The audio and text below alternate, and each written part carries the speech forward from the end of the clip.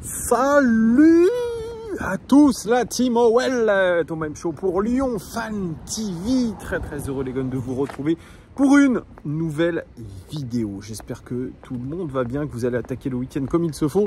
En tant que supporter lyonnais, ça peut faire un petit peu la grimace les amis, avant le déplacement à Reims qui aura lieu dimanche à 17 h pour le compte de la troisième journée de championnat, me semble-t-il, ou quatrième, bon, peu importe.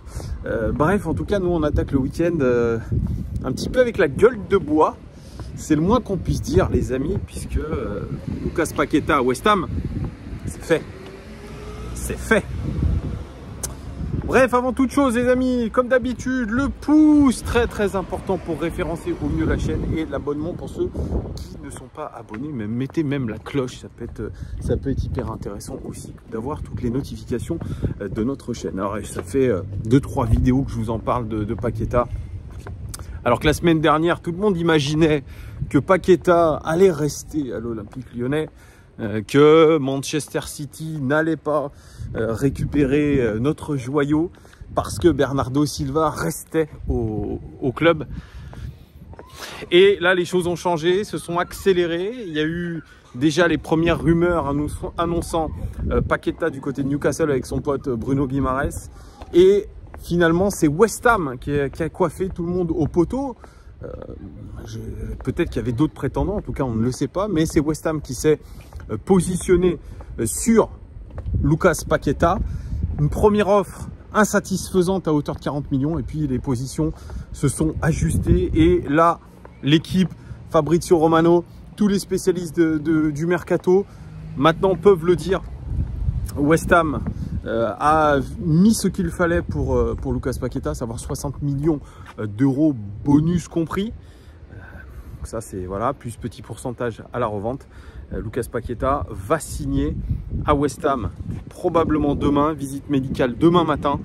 Tout va s'accélérer pour notre meilleur joueur. Je sais que certains, ça les fait rire quand je dis que Lucas Paqueta, je le considérais comme notre meilleur joueur. Oui, je le considère comme notre meilleur joueur. Peu importe qu'il soit en dents de scie, au niveau de ses performances, en tout cas les qualités intrinsèques, plus ce qu'il nous a apporté, la capacité à changer la donne d'un match, pour moi c'est le meilleur joueur. Voilà. Moi je fais une globalité. La globalité, c'est que Lucas Paqueta est en tout cas était notre meilleur joueur, puisque il ne sera plus un joueur de l'Olympique Lyonnais. Et on peut, je pense, le regretter quand même. C'est comme ça. Moi, j'ai l'impression de me répéter, mais voilà, je suis déçu comme vous, parce que la plupart des commentaires que j'ai lus, parce que vous avez été très nombreux à commenter la vidéo que j'ai faite hier, même les précédentes, je suis d'accord avec vous, vous êtes déçus et vous voyez vraiment, vous tirez à boulet rouge sur la direction de l'OL qui est coupable selon vous d'un manque d'ambition de vendre notre meilleur joueur à une semaine de la fin du mercato sans qu'il soit remplacé. Pour vous, c'est un crime de lèse-majesté. Et vous avez raison, je dirais vous avez raison. Mais là où vous avez raison, moi je me fais une raison. Parce que, voilà, Paqueta et l'Olympique Lyonnais, c'était pas destiné à durer ad vitam aeternam, surtout sans Coupe d'Europe. Je vous le dis, c'est quelque chose qui est très important. Alors vous allez me dire, ouais, mais West Ham, ils vont faire que la Conference League. Oui, c'est une Coupe d'Europe quand même, et puis c'est autre chose en termes de pouvoir économique. Nous, il fallait absolument que nous accrochions une Coupe d'Europe, Europa League, je dirais, ou Ligue des Champions. Donc, c'était le seul moyen, je pense, pour nous de pouvoir essayer de garder Lucas Paqueta. Sinon, c'était peine perdue. Aujourd'hui, c'est peine perdue de vouloir garder un joueur, un de nos meilleurs joueurs, alors qu'on sait qu'on est un petit peu en difficulté financière. Alors, je ne vais pas vous le détailler parce que je ne suis pas dans le secret des dieux, mais je pense qu'il ne faut pas être con. Je pense qu'on peut déduire très facilement les choses quand on est obligé de vendre un joueur comme ça dans les dernières heures du mercato. C'est probablement pour équilibrer les comptes, ou en tout cas essayer de réduire ce déficit. C'est probablement ça. Moi j'attends la communication officielle de l'OL. Je vous la fais un petit peu en préambule de tout ça. On verra quelles seront les justifications, même en conférence de presse de la part de Peter Bosz. L'OL voilà, réclamait 60 millions. Ils les ont eus, sachant qu'on a un pourcentage à redonner à l'AC Milan, parce que voilà, on avait négocié ça dans le deal quand il est venu du Milan AC. Ça va pas nous faire grand chose au final, parce que voilà, il y a tout un tas de choses à déduire. La plus-value sera pas extrêmement importante, mais bon, on l'a acheté 20 millions, hein, 25 millions, quelque chose comme ça. On le revend 60, il y a 25% du montant de la plus-value, il me semble, pour l'AC Milan. Donc voilà, on se devait de le vendre, malheureusement. Voilà, c'était ce qui avait été dit. La porte avait été ouverte déjà depuis très longtemps. Lucas Paqueta, il monte son attachement à l'Olympique Lyonnais. Oui, mais il monte son attachement jusqu'à un certain degré. Alors, il y en a certains qui disent, je vous l'ai dit, 80 millions. Pourquoi on ne l'a pas vendu 80 millions? C'est un joueur de 25 ans, qui va avoir 25 ans demain. Il aurait eu 20 ans, 21 ans, c'était négociable à 80. Là, c'est pas le cas, soyons un petit peu réalistes. West Ham est probablement le seul club qui aurait pu faire une offre comme ça, peut-être avec Manchester City, mais on peut aussi s'étonner du fait que de gros clubs ne se soient pas positionnés sur lui, à part Manchester City, et encore, ça n'a pas été jusqu'au bout. Peut-être qu'il jugeait aujourd'hui que Lucas Paqueta avait encore un potentiel de progression qui était limité. Je pense que c'était un petit peu vu comme ça. Donc voilà, je comprends votre déception, je la partage, parce que perdre un facteur X comme ça dans une équipe, ça fait toujours très très mal. Mais il faut s'y résoudre, les amis, il faut s'y résoudre, et il faut se dire que voilà, on repartira un petit peu plus fort. Espérons-le, que on arrive à trouver les leviers nécessaires pour faire une grande saison tout de même. Est-ce qu'il y aura un recrutement ou non? J'en sais rien. Apparemment, il n'y aura pas de recrutement pour pallier le départ de Lucas Paqueta. C'est en tout cas ce qui a été dit. On verra ce qui va se passer.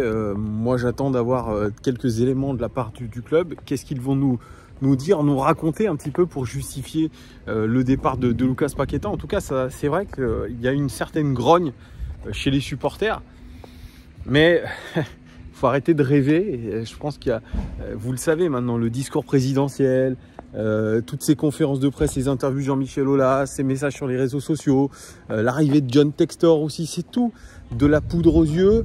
Le retour des anciens comme Tolisso et Lacazette, c'est aussi un moyen de faire passer une certaine pilule. On va pas se mentir non plus.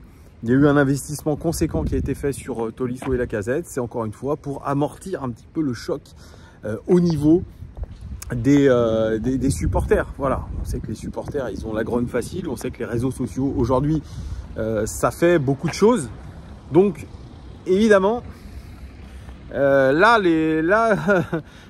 niveau du marketing, l'OL n'a pas frappé un très grand coup envers ses supporters. Ce personal branding, comme on dit en anglais, il va pas faire grand effet. Hein. Je pense qu'il va y avoir quelques grondements, surtout si l'OL fait de mauvais résultats, ce qu'on ne souhaite pas. Probablement qu'il y aura une grogne encore un peu plus importante.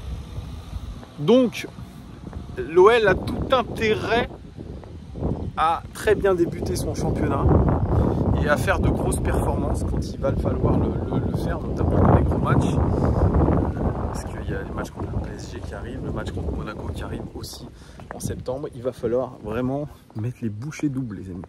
Ça, c'est sûr que ça pourrait être reproché à l'OL d'avoir laissé partir Lucas Paqueta. Ça, c'est sûr et certain. Ça sera évidemment une justification très facile pour les supporters pour pouvoir dégommer la direction et notamment le changement de propriétaire.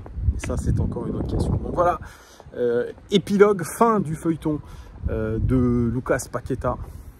Il va signer demain si la visite médicale se passe bien du côté de West Ham. Alors il y a une autre rumeur là, aujourd'hui c'est RMC Sport qui nous la donne, c'est que l'OGC Nice qui fait lui aussi un gros recrutement, qui vient de se qualifier pour les phases de poule de la Conference League. Eux, ils veulent nous recruter Oussem Aouar, mais ça c'est aussi c'est aussi un serpent de mer parce que ça fait déjà pas mal de temps qu'ils veulent recruter Oussem Aouar, ou en tout cas ils se positionnent. Là on dit que c'est un positionnement extrêmement sérieux, qu'ils veulent recruter Oussem Aouar, ils veulent profiter de la fin du mercato pour essayer de l'avoir à un prix inférieur à ce qu'il est réellement. Donc voilà, l'OL apparemment ne voudrait pas vendre à un concurrent, mais vous le savez, tout peut se négocier. Hein. L'OL, tous les joueurs sont à vendre, vous le savez. Et Oussem Aouar, qui est un indésirable, est-ce qu'il ne sera pas retenu finalement comme Lucas Paqueta est parti? Est-ce que ça ne sera pas le remplaçant naturel de Lucas Paqueta? Ça, on peut aussi se poser la question. Vous me direz en commentaire. Voilà, c'est tout trouvé. On avait anticipé le recrutement notamment de Romain Fèvre. Les gars, moi j'attends de voir ce que va nous justifier l'Olympique lyonnais. Voilà, vous me direz tout ça en commentaire, les amis. Merci en tout cas de votre fidélité. Peut-être je referai une vidéo selon s'il y a communiqué du club, justification. On verra ça. En tout cas, je vous souhaite un très très bon début de week-end. Merci de votre fidélité. À très très vite. Ciao.